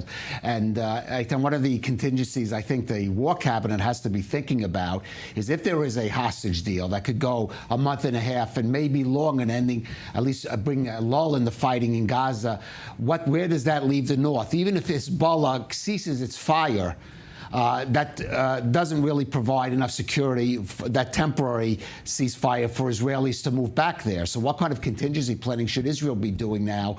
Does it create opportunities for Israel in the north? There is opportunities, but there is a lot of risk. I think that the Israel is now waiting for what will be with the hostages deal. And according to from the moment that this war has begun, already it was stated by Hezbollah that under a ceasefire, they will be able to talk or to withdraw or to fulfill 1701 decision. And also you see that the United States is very support this kind of step. But time clock is already coming to the final, and we are on a stage that after this response that we will get from Hamas concerning the south, now Israel government should decide whether it's going to a military operational under unable to move in a diplomatic way Hezbollah on a limit military operation and not with the war. And I would like, with your permission, Kalev, to combine the EU decision. Briefly. Yes, it is a weak decision because it was expected that the lady standing on the EU at the top of it will say what is the condition for bringing some money to Lebanon, that we are not against it, and the conditions should be withdrawing of Hezbollah, and secondly, Lebanon has to respect. We'll have to leave it at that, gentlemen, but do stay with us, and we'll be back after a brief break.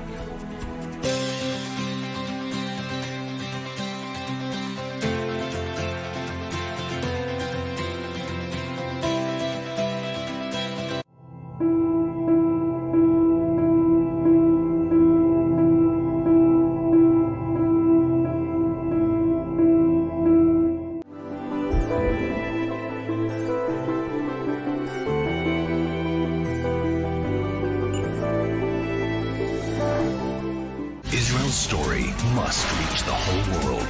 The I-24 News Channel, broadcasting from Israel, with dozens of correspondents throughout the world, brings the truth from Israel to hundreds of millions of people in scores of countries. Completely gunned down in their beds. De la frontière qui sépare Israël, the state of emergency and war in Israel.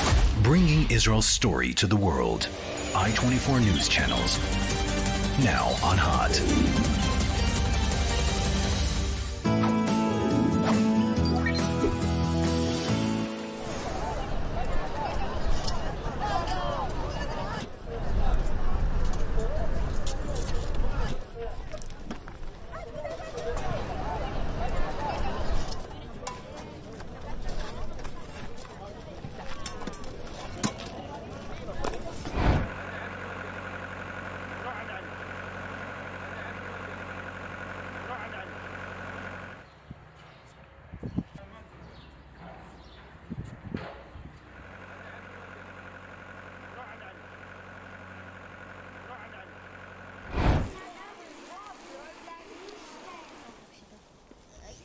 Ой, осторожно.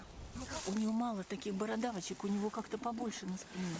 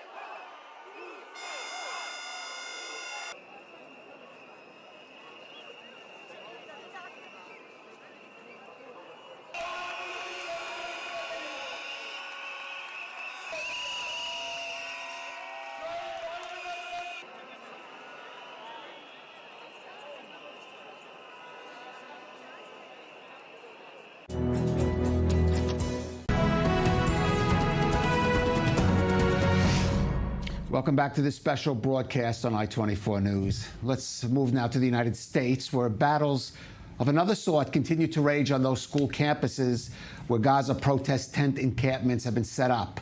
Well, overnight at UCLA, the University of Southern California in Los Angeles, police stepped in to break up fighting that broke out between pro-Palestinian, you might say pro-Hamas, protesters and pro-Israel counter-demonstrators, police detaining several people there.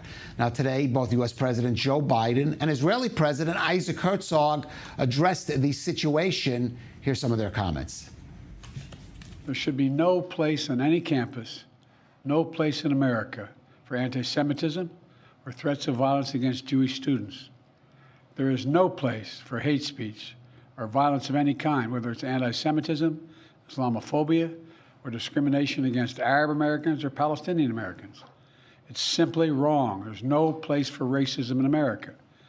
It's all wrong. It's un-American. I understand people have strong feelings and deep convictions. In America, we respect the right and protect the right for them to express that. But it doesn't mean anything goes. It needs to be done without violence, without destruction, without hate, and within the law. The people of Israel are with you. We hear you. We see the shameless hostility and threats.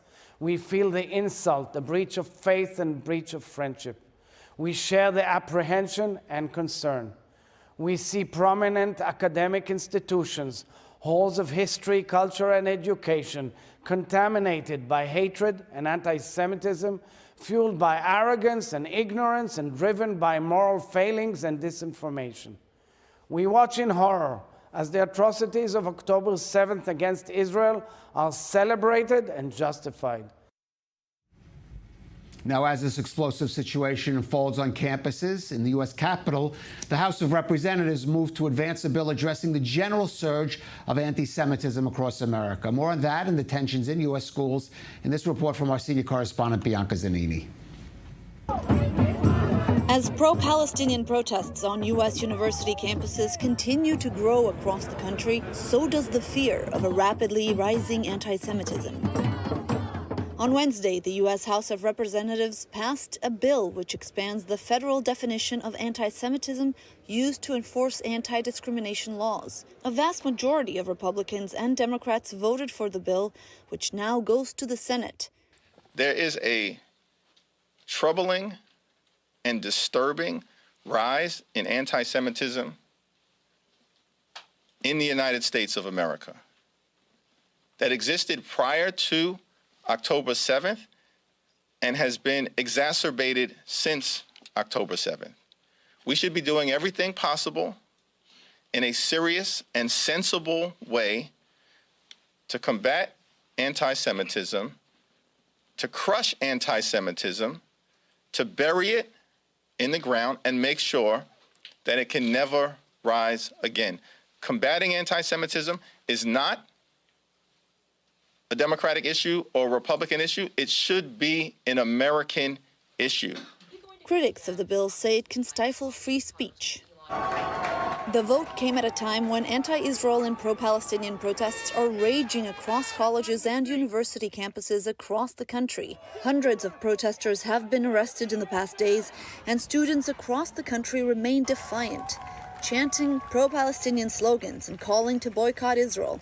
At Dartmouth College in New Hampshire, scuffles broke out between protesters and police. And at the UCLA, campus police in riot gear ordered a large group of demonstrators to leave a fortified encampment area or face arrest. On Wednesday, Republican senators condemned the demonstrations, calling on President Joe Biden to denounce the protests. When will the president himself, not his mouthpieces, condemn these hate-filled little Gazas? President Biden needs to denounce Hamas's campus sympathizers without equivocating about Israelis fighting a righteous war of survival. President Biden has largely been quiet about the protests and police crackdowns, while simultaneously pushing for Israel and Hamas to reach a ceasefire deal. And for more, let's go to our senior U.S. correspondent, Mike Wagenheim, in New York City. And there in New York, Mike, they've cleaned out at least that encampment in Colombia, but the debate over it and over the actions that were taken by authorities there continues to rage in New York. That's right, not just at Columbia, but also at the City College of New York in Harlem, the Fordham University. Several of these encampments and other protest areas were cleared out here by authorities. And yes, it has been controversial here in New York City, which has a history of complications, as an understatement, between the police department and minority communities here. So Mayor Eric Adams, a former policeman himself, he was a police captain, which is where he got his start in his career, took to the podium yesterday here in New York and said, listen, everybody has a right, essentially what Joe Biden says, everybody has a right to free speech, but there's a line that can't be crossed for him. When he saw videos of non-American flags being hoisted up over college campuses, well, that was a line he couldn't bear. Let's give a listen here to New York City Mayor Eric Adams. That's our flag, folks. Don't take over our buildings and put another flag up. That may be fine to other people, but it's not to me. My uncle died defending this country, and these men and women put their lives on the line. And it's despicable that schools will allow another country flag to fly in our country. So blame me for being proud to be an American. And I thank Commissioner Daughtry for putting that flag back up. We're not surrendering our way of life to anyone. Strong words from Mayor Adams there, Mike. But as you mentioned, even after that incident in Colombia, we saw more protests and clashes at other school campuses. Where does this leave us going forward there, especially in New York? Well, I think that's the open-ended question right now. You know, when you're just putting out the fire, it's tough to look to rebuilding. But eventually, in the coming days and weeks, these university presidents are going to have to figure out exactly how to move forward. Just closing down the campus for the rest of the semester, as they've done at Colombia, it doesn't really provide a long-term solution here. We understand through reports that Joe Biden convened his anti-Semitism task force at the White House yesterday to try to start to figure out how to provide more protection to Jewish students throughout America on college campuses, and to work more in a coordinated fashion with local law enforcement to make sure that they're doing their jobs. We saw, you know, in Los Angeles, the police just kind of back off the situation, which led to violence out there committed against both Israel supporters and Palestinian supporters. So when you have such a decentralized country as you do here in the United States, some universities are public, some private, all different levels of law enforcement involvement, it's tough to really find a national coordinated effort. And so when you ask, well, where does it go from here? It really depends on each given university, their particular policies, their leadership, local law enforcement. But those are questions right now that, as these enforcement actions are being taken on campuses throughout the country, it has to be figured into the equation, has to be baked into the narrative here of what's to come, not just in the fall, but in the summer semester as these campuses reopen up again here in the next few weeks. All right, Mike Wagenheim in New York, thank you for that. And so Mike mentioned the situation in Los Angeles. Let's speak to Rabbi Noah Farkas, the president and CEO of the Jewish Federation in L.A. Rabbi Farkas, thank you for joining us. We did see in Los Angeles and UCLA scenes sort of unlike even those we're seeing in other schools, clashes between two sets of protesters, police having to break them up. What was your take and the community's take on what happened at UCLA and some of the official reactions we're hearing about it? Yeah, thank you for having me on. Last night we saw, and early this morning, we saw the police enforce finally the rightful law of trying to take down this encampment. We went really hard after the chancellor to make sure that he was giving the right place, time, and manner for free speech. But then when that speech becomes hate speech, when that speech becomes barricades and really assault and harassment of faculty and Jewish students, we went after him and said, you have to do something about it. And as a result, he made that decision, and we thank him for that decision.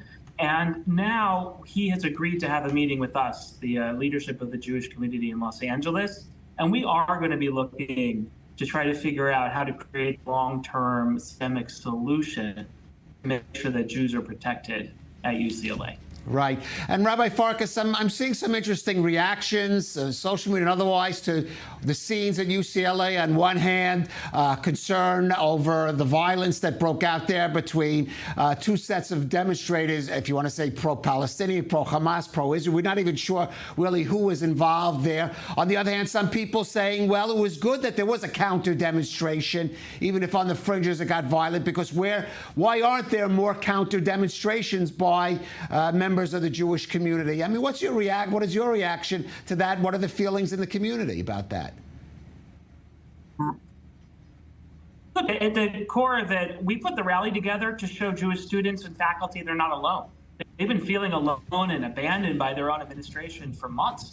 In fact, for years, there's been just this anti-Semitic climate on campus. So the purpose of the rally wasn't a protest against the encampment. It wasn't a protest against the administration. It's a rally to bring the Jewish people together and to show them they're not alone.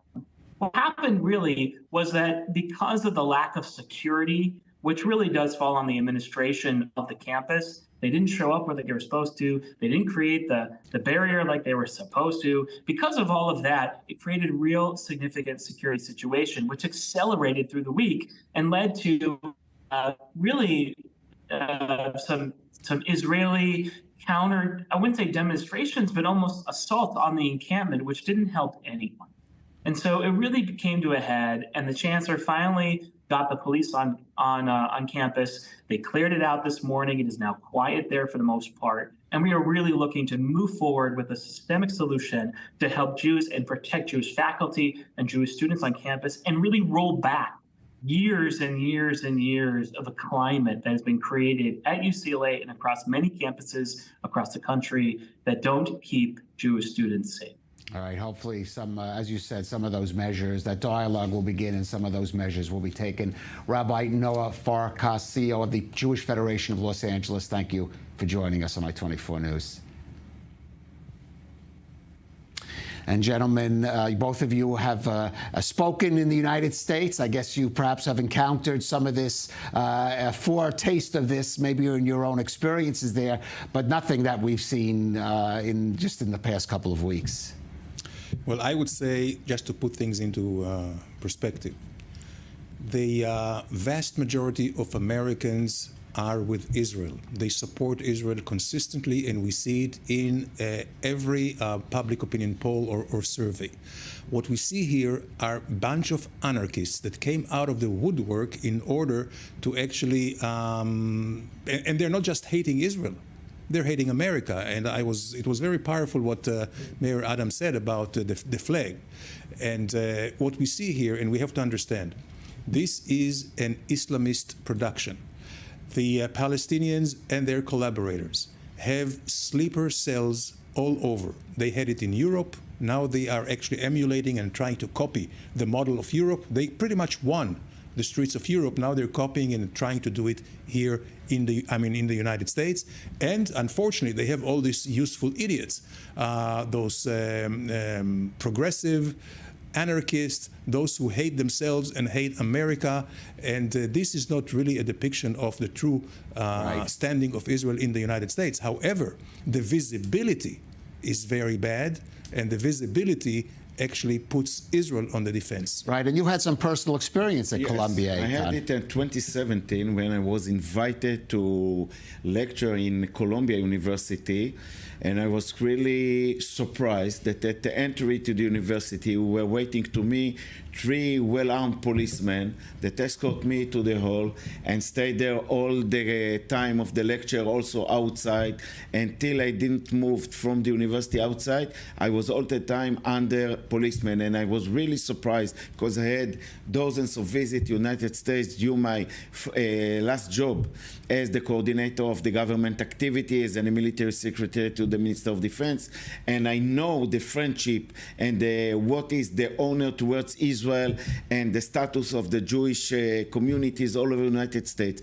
And there I was aware first time to the fact that the address has been on the wall, because in the last at least 10 years, the activities of Arab countries supporting with a lot of money this kind of campus, getting power inside the managers, general managers of this campus, had students that has been sent as Arab students inside. They build it slowly, and just to add what Danny said, it's not a problem, let's say, outside of the United States. This is a symbol for the next generation in the United States. And in my opinion, we are on a test that the United States leadership, the president, and all the governments all over the United States has to take a new measures. And last but not least, you see Qatar now very quiet. And they are quiet in Gaza because, of course, what they fulfill in the effect of Hamas, and they are quiet because they had also weight inside United States on the money that has been given to those groups, and these are the results of understanding what is the extremist way and policy of these people as the extremist Muslims all over the world. All right, gentlemen, we're going to stay focused internationally now because there is more foreign diplomatic pressure on Israel after more than 200 days of war in Gaza. Now, Turkey's President Recep Tayyip Erdogan, who had earlier threatened to restrict trade to Israel, reportedly today banned all exports and imports to and from Israel. And that's significant. Trade between the countries amounted to a hefty $6.8 billion last year. And Israel receives some key building supplies from Turkey, stuff like marble, cement, steel, and aluminum. Now, in South America, Colombia's government, that's the country, not the university, has announced its breaking of diplomatic ties with Israel. More on this report on that from Adam Bernitz. Tensions between Israel and Colombia over the war in Gaza have reached boiling point. Now Colombian President Gustavo Petro has announced that his government will break diplomatic ties with Israel on Thursday. They have a genocidal government because they have a genocidal president. If Palestine dies, humanity dies, and we are not going to let it die. This decision means that Israel's ambassador to Bogota, Gali Dagan, and his staff will have 72 hours to leave the country. Israel's foreign minister, Israel Katz, condemned Petro's remarks, accusing him of siding with, quote, the most despicable monsters known to mankind, in reference to the terror group Hamas. Relations between Colombia and Israel have been strained since Petro took office in 2022. As a vocal critic of Israel, Petro had previously suspended weapon purchases from the country and compared Israel's actions in Gaza to the Holocaust. In late March, Petro pledged to sever ties with Israel if it failed to comply with the UN Security Council resolution calling for a ceasefire. Later in April, Colombia announced its support for South Africa's lawsuit against Israel at the International Court of Justice, alleging genocidal acts against the civilian population of the Gaza Strip. Israel and Colombia established diplomatic ties in the 1950s. Colombia has historically been one of Israel's closest allies in Latin America, with strong military ties. Israeli-built aircraft and machine guns have played a crucial role in Colombia's fight against drug cartels and rebel groups. Ties improved tremendously in the 1980s when major trade agreements were ratified. In September of 2017, Israeli Prime Minister Benjamin Netanyahu paid an official visit to Colombia, and President Ivan Duque made a state visit to Israel in November 2021, where his Israeli counterpart, President Isaac Herzog, commended Colombia's support for Israel and expressed his hopes to boost their bilateral trading relationship. The first-generation free trade agreement between Colombia and Israel came into effect in 2020. At home, President Petro's popularity has reached record lows. Just last month, hundreds of thousands of demonstrators took to the streets to protest against the social and economic reform agenda of his left-wing government. According to local polls, 70% of Colombians believe that the situation in the country is getting worse. The decision to sever ties with Israel is also not universally popular in Colombia. What Petro did and his decision does not represent the people of Colombia, it just represents his own decisions and his ideas. I know I can take it a step further as a Colombian. Most people do not like his ideas and what he represents. These sentiments prevailing at home, it remains to be seen how long Colombia's diplomatic offensive against Israel can last. And joining us in studio is Fabio Shapiro, an I-24 News correspondent and producer of our Spanish language show, News 24. And Fabio, as we heard one gentleman say, well, this is reflective more of the politics, the personal leftist politics of President Petro than Colombia as a whole. But how much it is you'll be worried that this of a longer-term trend in Colombia, a longtime friend of Israel, and, of course, in some of the other countries in South America? Mr. Kalev, this is not something that is just in Colombia. It's a trend in the whole South America. Every time you have more right-wing governments, more left-wing governments, Colombia had 25 years of more right-wing governments, and that made the country feel closer tied to Israel. Before that, they had Samper, who was a more leftist, hard time like Petro, and that kind of like severs a little bit of the relationships. The problem with that is Petro is feeling a lot of problems with his popularity. He did this whole protest for his public. He doesn't even care if who is in power in Israel. He's doing for the narrative. You heard in this video that he said the president of Israel is this. He doesn't know this is a parliamentary country. He doesn't care. Right. He's referring more to Netanyahu, but he's saying the president. So the short point is, this is going to change the moment that a new right-wing government comes. The first day they're going to announce Israel is back on the table and everything is back to normal. Brazil is not a big quitter of relationships in the world. It doesn't happen. Right, despite the rhetoric of President Lula, another leftist who's been critical of Israel. And this trend it happens all over the continent. In Brazil, in Chile, Argentina. You see, Argentina was our enemy until last year. What about now? Now they love us. Right. So Brazil is the same. They had Bolsonaro, now they have Lula. The whole continent feels the same trend.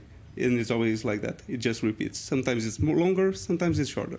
All right, indeed. As I said before, what a turnaround for countries like a country like Colombia, which had been, I would almost say, the most supportive of South American countries for many years of Israel, and now comes around. But what goes around comes around, especially in South America. Fabio Shapiro, thanks for joining us, and Eitan Dangote, Ambassador Danny Ayalon. Of course, as always, we're going to end staying international and looking at Sweden, because much has been said about Israel's participation in the upcoming Eurovision Song Contest in the Swedish city of Malmö. From protests to potential terror threats, it has created a shadow over the long-running song festival. But as our Joe Brown reports, the scrutiny of Israel in the contest is also affecting Malmö's Jewish population. Let's take a look. The Eurovision Song Contest, the behemoth annual event where European countries, in the loosest possible definition, send their best and sometimes worst musical talents. But this year's contest, held in Malmö, Sweden, feels a little bit different. This hurricane. The run-up to Eurovision has been dominated by controversy surrounding Israel's participation in the contest. After the attacks on Israel on October the 7th, public support for Israel boosted the country to top of the betting odds to win Eurovision.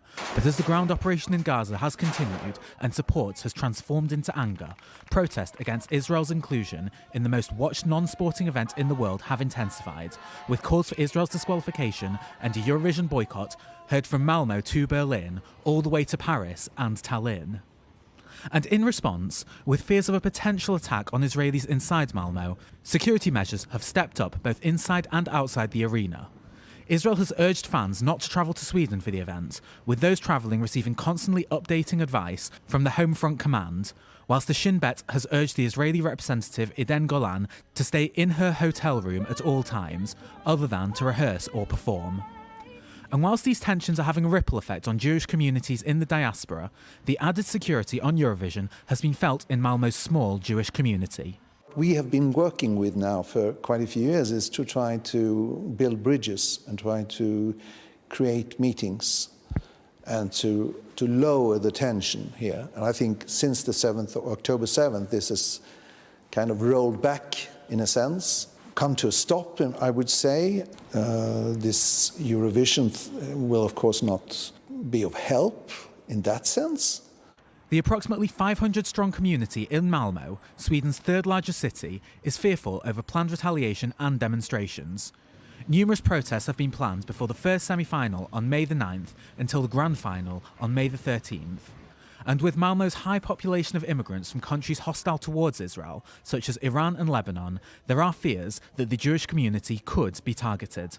There are going to be large demonstrations, this we already know, and with an added part, as I mentioned earlier, with Israel being in the Eurovision, maybe it will be even more, the emotions will be even more heightened, and maybe the synagogue will be a target of protests. It is not unthinkable.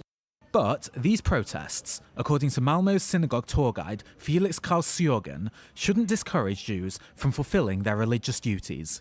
Any time when you bring in thousands of people to one place, there is going to be issues. I mean, regardless of politics or not, something is bound to happen. With this added on top, of course, there's even more tension. So there's a legitimate case for being worried, but we should try not to be too worried, I think, and we should not refrain from coming to synagogue just because of Eurovision. Despite the backlash and enforced lyric changes, Eden Golan has already rehearsed her song Hurricane,